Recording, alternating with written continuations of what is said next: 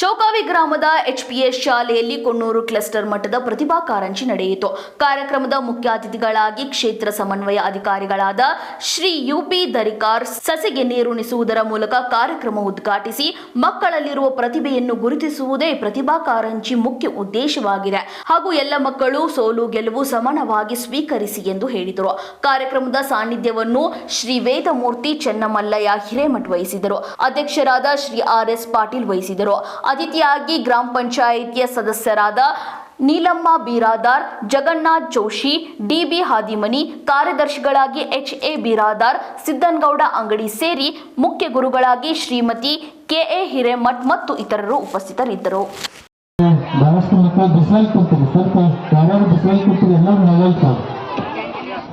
ಮನೆಗೊಂದು ಮರ ಊರಿಗೊಂದು ಏನು ಹಾಗೆ ಅಂದರೆ ಮರಗಳನ್ನು ಬೆಳೆಸಬೇಕು, ಗಿಡಗಳನ್ನು ಬೆಳೆಸಬೇಕು ಅಂತಕ್ಕಂಥ ಪರಿಕಲ್ಪನೆ ನಾವು ಮಕ್ಕಳಿಗೆ ಮಾಡಬೇಕಾಗಿದೆ. ಕಾರಣ ಇಷ್ಟೇ, ಯಾಕೆ ನಾವೆಲ್ಲ ಒಂದು ಮಾರ್ಗದಲ್ಲಿ ಎಷ್ಟೋ ವಿದ್ಯಾರ್ಥಿಗಳು, ಶಿಕ್ಷಕರು, ಪಾಲಕರು ನಾವೆಲ್ಲ ಆಶ್ರಯ ಪಡಿತಾ ಇರೋದು ಓಪನ್ ಥಿಯೇಟರ್ನಲ್ಲಿ.